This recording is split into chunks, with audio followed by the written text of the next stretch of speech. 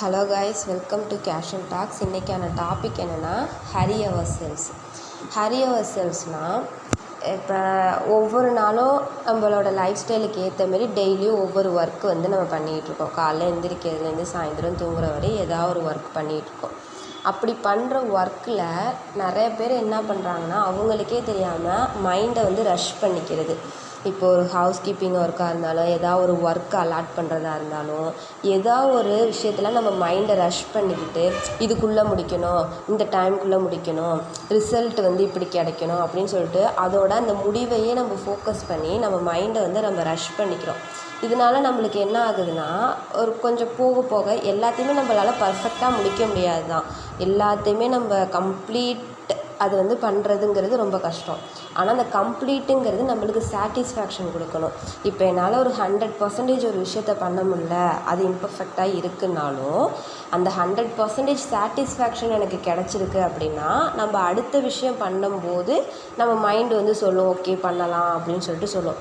நீங்கள் ஒவ்வொரு நாளும் ரஷ் பண்ணி இந்த டைமுக்குள்ளே முடிக்கணும், இதுதான் ரிசல்ட்டு கிடைக்கணும் அப்படின்னு சொல்லிட்டு ஒரு அரைகுறையாக ஒரு வேலையை பார்க்குறப்ப நம்மளுக்கே நம்ம மேலே இருக்கிற அபிப்பிராயம் போயிடும். கொஞ்ச நாளில் எனக்கு இது வராது, இது எனக்கு தெரியாது, இது அவ்வளோ இதாக என்னால் செய்ய முடியாது அப்படிங்கிற மாரி நம்மளை ஒரு சேலஞ்சஸ்குள்ளரையே நம்ம மைண்டை நம்ம உள்ளார அனுப்ப மாட்டோம். அதை ஒரு கம்ஃபர்ட் ஜோன்லேயே நம்ம இருந்துருவோம். நம்ம ஒரு புதுசாக ஒரு விஷயம் வருதுன்னா அதில் முயற்சி பண்ண மாட்டோம். ஏன் புதுசாக ஒரு விஷயம் வந்துச்சுன்னா முயற்சி பண்ண மாட்டோம்னா, இதுக்கு முன்னாடி நம்ம பண்ண விஷயங்கள்லாம் நம்மளை பாதிச்சிருக்கும். அதில் நம்ம கம்ப்ளீட் சாட்டிஸ்ஃபேக்ஷன் நம்ம கொடுத்துருக்க மாட்டோம். டெய்லி நம்மளை அப்படியே அவசரப்படுத்தி ஒவ்வொரு விஷயம் நம்ம முடிச்சிருப்போமா, அப்போ நம்மளுக்கு அதில் ஒரு பெரிய ஒரு சாட்டிஸ்ஃபேக்ஷன் வருது. ஒரு ஒர்க்கை நம்ம கம்ப்ளீட்டாக முடித்தா தானே நம்மளுக்கு ஒரு மைண்ட் சாட்டிஸ்ஃபேக்ஷன் வரும். அப்போ அந்த மைண்ட் சாட்டிஸ்ஃபேக்ஷனே நீங்கள் அனுபவிக்காமல் ஒவ்வொரு நாளும் சும்மா கடமைக்குன்னு இதை முடிச்சிட்டோமா அதை முடிச்சிட்டோமா ஓகே அப்படின்னு சொல்லிட்டு ஒவ்வொரு நாளும் நம்ம இப்படி பண்ணிக்கிட்டு இருக்கும்போது அந்த மைண்ட் சாட்டிஸ்ஃபேக்ஷன் நம்ம ஃபீல் பண்ணியிருக்க மாட்டோம். நம்ம எப்போ அந்த மைண்ட் சாட்டிஸ்ஃபேக்ஷனை ஃபீல் பண்ணுறோமோ அப்போலேருந்து நம்ம என்ன ஆக ஆரம்பிச்சிடும் நம்ம மைண்டுனா, அடுத்தடுத்த ஒர்க்கை கேட்க ஆரம்பிச்சிடும். ஏதாச்சும் சேலஞ்சஸ், ஏதாச்சும் கிரிட்டிக்கலான ஏதாச்சும் ஒரு ப்ராப்ளம் வருதுனாலும் நம்ம மைண்டு தானாக ரெடியாகி ஓகே அப்படின்னு சொல்லிட்டு அக்செப்ட் பண்ணிப்போம். இப்படி அக்செப்ட் பண்ணிக்காமல் நம்ம மைண்டு இருக்குன்னா நம்ம மைண்டை சாட்டிஸ்ஃபை பண்ணலை அப்படின்னு சொல்லிட்டு தான் அர்த்தம்.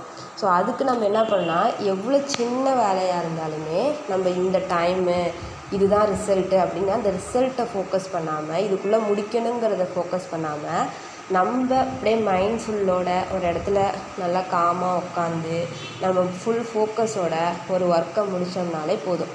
அது ஃபைனலாக நம்மளுக்கு நம்ம எதிர்பார்க்குற ரிசல்ட்டு கொடுத்தாலும் கொடுக்கலைனாலும் 100% அது பர்ஃபெக்டாக இருந்தாலும் இல்லைனாலும் நம்ம மைண்டுக்கு அது சாட்டிஸ்ஃபைடாக இருக்கும். ஏன்னா நம்மளுக்கு எவ்வளோ முடியுமோ அவ்வளோ பொட்டென்ஷியல் பவர் போட்டு நம்ம அந்த இடத்துல உட்காந்து அதை சாட்டிஸ்ஃபைடாக ஒன்று பண்ணியிருக்கோம். நம்ம மைண்டு அப்போ சாட்டிஸ்ஃபைடாக இருக்கும். அப்போ என்ன நம்மளுக்கு மைண்டு சொல்லணும், ஓகே உன்னால் அதிகபட்சம் முடிகிறத நீ பண்ணியிருக்க, அப்போ நெக்ஸ்ட் டைம் இன்னும் கொஞ்சம் பண்ணலாம் அப்படிங்கிற மாரி தான் மைண்டு சொல்லும். நீங்கள் அதிகபட்சமாக பண்ணக்கூடிய அந்த பொட்டென்ஷியல் பவரை நீங்கள் யூஸ் பண்ணாமல் ஒரு கடமைக்குன்னு டைமுக்குன்னு நீங்களே உங்களை ஏமாற்றிக்கிட்டு, எனக்கு டைம் இல்லை அதனால தான், சீக்கிரம் பண்ண சொன்னாங்க அதனால தான், ரிசல்ட் இப்படி வேணும் அதனால தான் சொல்லிட்டு நம்மளா ஒன்று இமேஜினேஷன் பண்ணிவிட்டு நம்மளா ஒரு லிமிட்டை வச்சுட்டு அரைகுறையாக நம்ம அந்த வேலையை செய்கிறப்ப நம்மளுக்கே நம்ம மேலே அபிப்பிராயம் இல்லாமல் போயிடும். நம்மளோட ஃப்யூச்சரில் வர அந்த சேலஞ்சஸை நம்ம மைண்டு அக்செப்ட் பண்ணிக்காது. முடியலை அப்படிங்கிறது தான் முன்னாடி நம்ம மைண்டில் நிற்கும். ஸோ இனிமேல் நீங்கள் டே டு டே லைஃப்பில் உங்களோட லைஃப் ஸ்டைலில் என்ன கெரியராக இருந்தாலும் சரி, என்ன ஒர்க்காக இருந்தாலும் சரி, டெய்லியும் பண்ணிங்கன்னா கொஞ்சம் ஃபோக்கஸோட மைண்ட் சாட்டிஸ்ஃபை பண்ணுற மாரி பண்ணுங்கள். அது பர்ஃபெக்டாக இருக்கணும்னு இல்லை, நீங்கள் நினைக்கிற ரிசல்ட்டை கொடுக்கணும்னு இல்லை. கொஞ்ச நேரம் நீங்கள் யோசிச்சு பாருங்கள், நம்ம இவ்வளோ பரபரப்பாக இருக்கிறோம், ஏன் நம்ம ரொம்ப போட்டு மைண்டை ரஷ் பண்ணிக்கிறோம் அப்படின்னு நம்மளுக்கே ஒரு சர்டன் பீரியடில் தோணும். ஸோ அதை நீங்கள் கவனித்து நம்ம மைண்டை நம்ம கொஞ்சம் அண்டர்ஸ்டாண்ட் பண்ணி நம்ம மைண்டுக்கு கொஞ்சம் ஒரு அட்டென்ஷன் கொடுத்திங்கன்னா நம்மளுக்கே தெரியும் நம்ம ஏன் இவ்வளோ ரஷ் பண்ணிக்கிறோம், நம்ம ஏன் இவ்வளோ அவசரப்படுத்துகிறோம் அப்படின்னு சொல்லிட்டு தெரியும். அப்போ அந்த அவசரப்படுத்துகிறப்ப நீங்கள் கொஞ்சம் டைம் கொடுத்து பாஸ் பண்ணி அதை நின்று கொஞ்சம் யோசித்து, இப்போ ஒரு விஷயம் ஸ்டார்ட் பண்ணும்போதே 1 2 3 போட்டு ஸ்டார்ட் பண்ணுங்கள், இல்லை ஒரு 5 நிமிஷம் மெடிடேட் பண்ணி ஸ்டார்ட் பண்ணுங்கள் அப்படின்னு சொல்லுவாங்க. அப்போனா என்னென்னா நம்ம மைண்டை ரிலாக்ஸ் பண்ணணும்.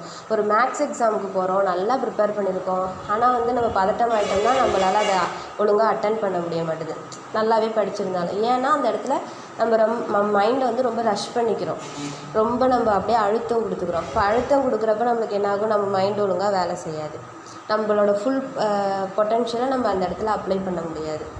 ஸோ அதனால் நீங்கள் ஒவ்வொரு தடவையும் ஒர்க் பண்ணுறீங்கன்னா உங்களை ரிலாக்ஸ் பண்ணிக்கிட்டு நம்ம ஃபுல் பொட்டென்ஷியல் பவரோட ஃபுல் ஃபோக்கஸோட அவசரப்படுத்தாமல் நம்ம பண்ணோம்னா நம்ம மைண்டுக்கு ஒரு சாட்டிஸ்ஃபேக்ஷன் கிடைக்கும். நெக்ஸ்ட் லெவல் போகிறப்ப அதெல்லாம் நம்மளுக்கு ஒரு பெரிய விஷயமா தெரியாது. ஓகே, நம்ம நின்று பொறுமையாக அதை பார்த்து அண்டர்ஸ்டாண்ட் பண்ணி பண்ணிக்கலாம் அப்படிங்கிற ஒரு நல்ல மைண்ட் செட் வந்து நம்மளுக்கு தோணும். அப்போ இந்த இடம் இங்கே எங்கே ஸ்டார்ட் ஆகுதுன்னு நம்ம மைண்ட் செட்டில் தான் ஸ்டார்ட் ஆகுது. அப்போ நீங்கள் மைண்ட் செட்டை வந்து ரஷ் பண்ணிக்காமல் இருக்கணும். ஓகே, இனிமேல் உங்களோட லைஃப் கேரியரில் இந்த மாதிரிலாம் நீங்கள் ஒர்க்கு ஸ்டார்ட் பண்ண போகிறீங்கன்னா இதை கொஞ்சம் ஃபாலோ பண்ணுங்கள்.